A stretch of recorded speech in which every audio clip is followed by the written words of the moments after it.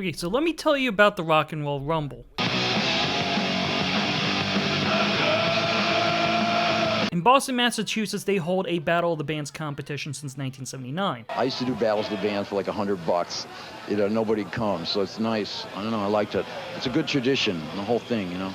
And a good amount of bands have won, though I believe in 1983 when they had the most famous winners of the contest. Please welcome Til Tuesday!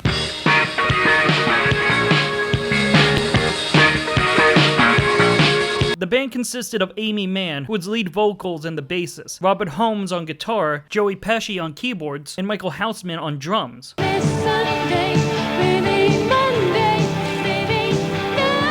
band had just started formation in 1982, and they were only around for 6 months by the time they won the Rumble.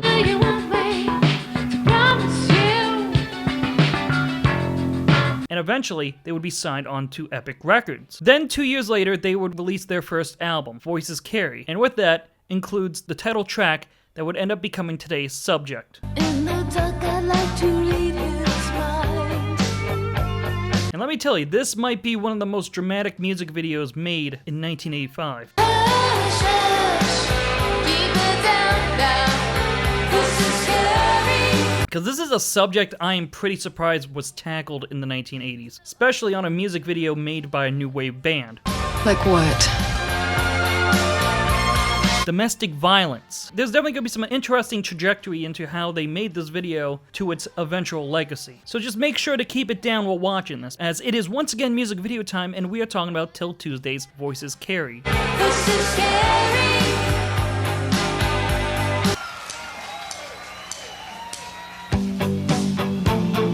As mentioned before, their title track would also be the first single. And the origins to its inception is rather interesting. Now, it's obvious this song is about bad relationships, to the point that some believe it's about Amy Mann and Michael Houseman having been through a rough breakup. While they were in a relationship and eventually broke down, Houseman has disputed this interpretation. And instead, it's been said that it was originally written in song by Mann to a woman. And I tell her I'm falling in love. Why does she say? So instead of it being a heterosexual relationship, it was more same-sex. And once they rehearsed the song, the executives at Epic were unhappy with the lyrics, because they did think that the song was a, quote, very powerful commercial song, but they wanted the references to lesbianism removed to appeal to the mainstream market at the time. And while they did eventually change the gender of the love interests, they originally did not want Voices Carry to be the lead single. They were deciding on either Love in a Vacuum or Looking Over My Shoulder, but it was ultimately decided by the A&R executive Dick Wingate to have Voices Carry be the lead, because it defied precisely the band and its style. And as such, Voices Carry would become their lead single on March 28th, 1985. And of course, it has a music video with it. Voices Carry was directed by DJ Webster. Before directing the video, Webster had did music videos for both the Alan Parsons Project and Stevie Ray Vaughan and Double Trouble. And from what little information there is about the production of the music video, it appears that everything seems to have been rather straightforward. In one newspaper interview, Amy Mann recalled, "I went to New York to meet the director, DJ Webster, that our product manager at Epic Records wanted us to use. We started talking, and in 5 minutes,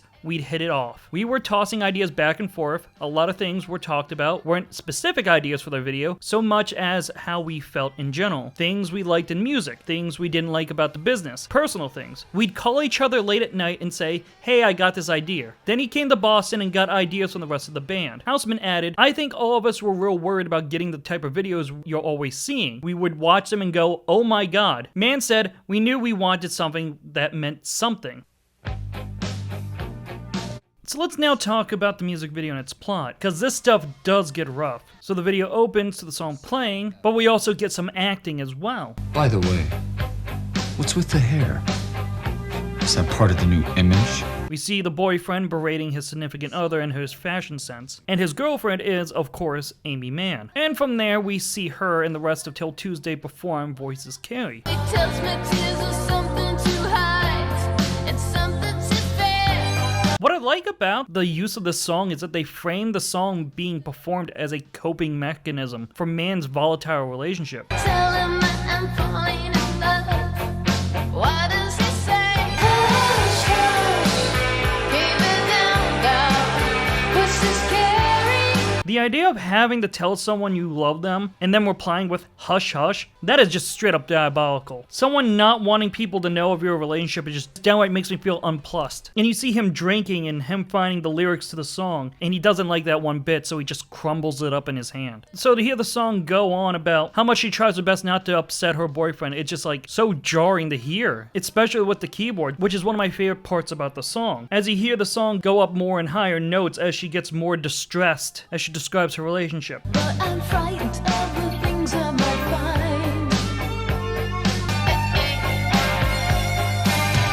That is a really clever idea to have in your song, because as you can see throughout the video, you see that the boyfriend is very controlling, and not just abusive in the conventional sense of physical, he is just all around abusive, also mentally and emotionally. Very much you see him being portrayed as a psychopath, which is really funny because in some ways it's a bit too cartoonishy in how evil he is, because while he doesn't really talk much in the video, he's just like so stereotypically a bad boyfriend to the point of parody. You know, this little hobby of yours has gone too far. But it's not a parody, it's just the 80s. Like there's a point where she has to wear a wig during lovemaking and covering up what she actually has. It's like that's messed up. Which then leads us to the biggest draw of the video, the ending, where apparently they go to Carnegie Hall to watch a performance. But they didn't actually shoot it in Carnegie Hall because, you know, it's Carnegie Hall. So the story goes is that man got help from the radio station WBCN, you know, the people that hosted the Rock and Roll Rumble at the time. They put out a call to get a bunch of people for the audience for this scene. And they instead went to this one place, Dorchester, on a rainy night. They wanted to make sure to have older people and all that stuff in nice dress because, you know, Carnegie Hall. Which ends up working out well because of what's about to happen next. As during this performance, the boyfriend sees that man has a rat tail on and he looks rather disgusted. And who knows what he plans to do after this performance is done.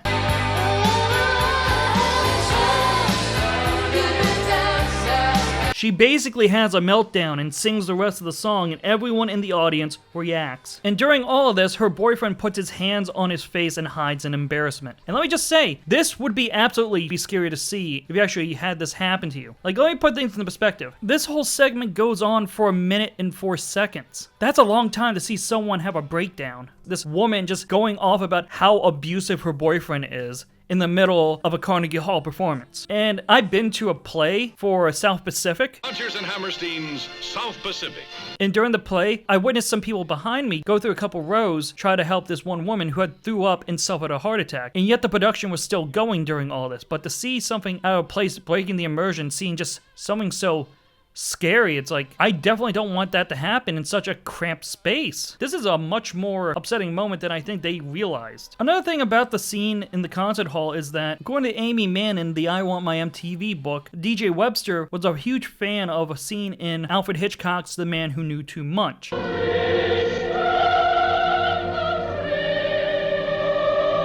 As she puts it, the video is about a girl who's trying to be heard, has to suppress her feelings while her boyfriend's an asshole. The director had an idea to emulate Hitchcock where I'd get up and make a scene in public at the symphony. It certainly resonated with women, even though it was done in broad strokes.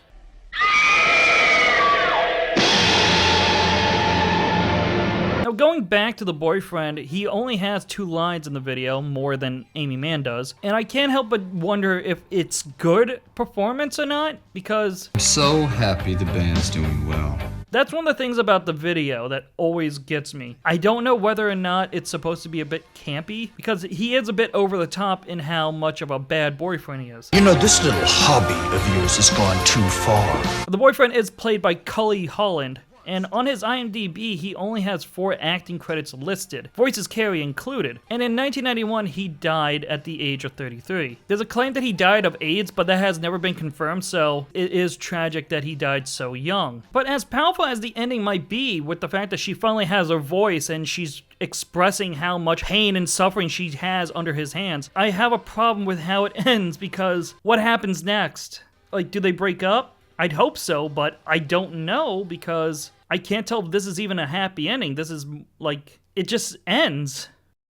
I don't like it when stuff ends and there's no real conclusion. Hush, hush, keep it down, down. Though at the same time, I think that's what makes Voices Carry such a unique experience in 1985. It being so different from any other music video, from what you would expect. You're expecting happiness and energy, and instead we get probably one of the most depressing music videos you would be watching on MTV at the time. And as Amy Mann said when it came to these, I've gotten so tired of those sexist, sexy, silly ones. I say, come on, life isn't like that. What are you trying to give us? Women make up 50% of the population. I wanted a video with meaning that was also lifelike. And yeah, I would say the video is probably one of the most realist music videos to have come out at the time. It's unpleasant, but yeah, life is unpleasant, and I definitely would give them credit for making such a video. And this video, by the way, was very popular when it came out in 1985. It made its debut on MTV during the week of February 27th, 1985 on light rotation, and this video stayed on the channel for months, eventually going heavy rotation for several weeks. Billboard last reported Voices Carry being on the charts for the week of July 10th. The video had been playing on MTV for 20 weeks. Along with having a successful run on the channel, Voices Carry was also a big hit for the band. The song debuted on Billboard's Hot 100 at 81 for the week of April 13th, and at the end of July 13th, it would make its peak at number 8. Massively successful for a band's lead single being in the top 10. Voices Carry, the album, was also a big success, peaking at number 19 on the Billboard 200s, effectively being certified gold status by the RIAA. As well, the video was also heavily credited for making the single be a massive success, as the video was widely praised when it came out, from numerous publications praising its acting and its subject matter. Robert Hilburn of the LA Times calling Mann's acting marvelously charismatic, and Debbie Del Condo of the Orlando Sentinel called it the most memorable video of 1985, which is really funny knowing that this is the same year as you see classics like Take On Me and Money for Nothing. Look at that, look at that. The result, Mann tagged a sort of feminist statement, almost an embarrassment, but it works as more than that. Till Tuesday's video can be felt by anyone whose dreams and aspirations have been ridiculed by people in their lives, whether it be boyfriends, parents, co-workers, or friends. It's not just women with manipulative boyfriends who have wanted to stand up and shout, "Let me be what I want to be."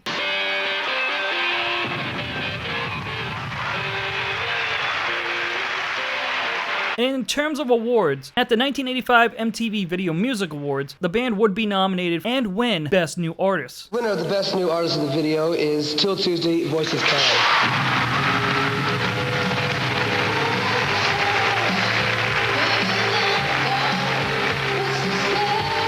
I guess we want to thank DJ Webster and Julie and Tony Mitchell, who were the greatest, and Tom and Randall, our managers, and MTV for breaking our record. Thanks, God. It was really impressive knowing they would be up against other acts like Frankie Goes to Hollywood and Sade. Also, at the American Video Awards, Mann would win Best Female Performer for the video. And while you can say that this was a massive success story for the band, it didn't necessarily translate well with the other tracks off the album.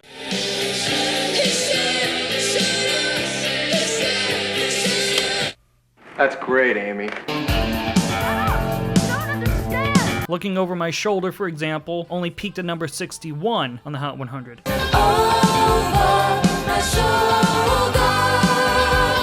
Which is a shame because the video did a very interesting idea of being very meta in showing the band, especially Amy Mann, struggling with the success of Voices Carry.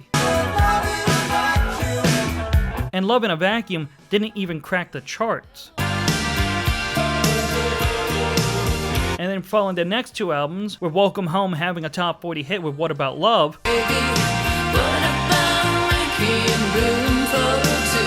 just wasn't enough, as the sales weren't the same. While Welcome Home was also certified gold, their last album, Everything's Different Now, only peaked at 124, and eventually the band broke up, with Amy Mann instead deciding to have a solo career, as her musical interests had changed, going from new wave to where she is now, in a way now just being more acoustic guitar. But with her going solo, it ended up making her be more successful in a way. She had made multiple albums since leaving Till Tuesday, and while never having a real hit on the Hot 100, what matters more is that she has always been a critical darling, and as well, she would also be nominated for an Academy Award for Best Original Song for her song off of Paul Thomas Anderson's Magnolia. So I would say she's doing good post Till Tuesday. As well, her solo career also intersects back to Voices Carry.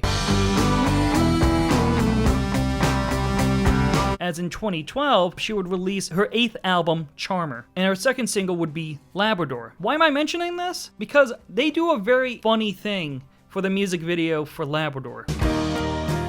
I'm so happy the band's doing well. It's literally a shot-for-shot remake of Voices Carry. What's with the hair? Is that part of the new image? I'm seeing double here. Now, before watching the video, it opens with a mock interview with Mann and its director, Tom Sharpling. Of the Til Tuesday video for Voices Carry.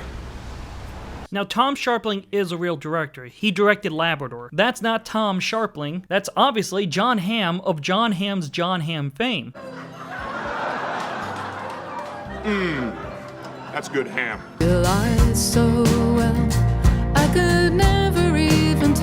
So this is basically a tongue-in-cheek recreation of Voices Carry in the guise of it being like a forced remake. There are clear differences between the two, as while they are shot for shot, they handle the situation completely different. It still has a theme of him wanting her to be what she's not, but instead, the boyfriend wants her to be more like the Amy Mann of the 80s, wanting her to have the freaky earrings, the hair. So it's kind of funny how this novel idea just ends up reversing the situation, because now it's cool to have a girl be, I guess in a way, a manic pixie dream girl. Right down to the behind-the-scenes interview, claiming that Mann did this against her will because of scummy business practices. I want to make it completely clear.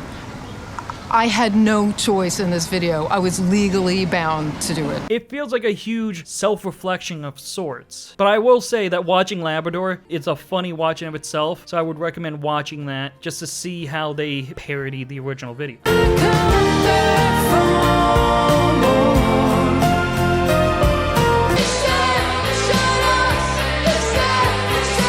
Speaking of the original video, I do think the video is good, but in some ways, I don't think it has aged as good as most other videos of the 80s. Like, in a way, it feels like as if, like, the point comes across well, but they can't take it a step too far, because more than likely, if they did, it probably would never have aired on MTV, thus never it being a major hit. But I think that there's been music videos since that have been able to execute the depravity of bad boyfriends, which you could argue, without Voices Carry's music video, that would not happen. So I would commend Voices Carry and Til Tuesday for making a music video that was very ahead of its time, and just setting the idea that songs and music videos could tackle any serious subject matter. So in general, I would just say, this is definitely not something you want to hush up. Thanks for your time.